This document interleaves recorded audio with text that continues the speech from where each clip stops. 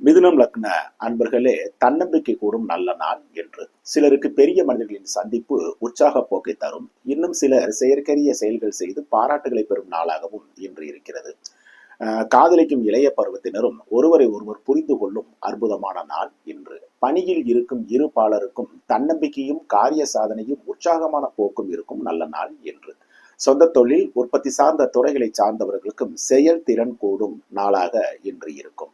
வியாபாரம், பங்கு வர்த்தகம், யூக வணிகம், கமிஷன், தரகு, மார்க்கெட்டிங் துறையை சார்ந்தவர்களுக்கு திறமை வெளிப்படும் நாளாக இன்று இருக்கும்.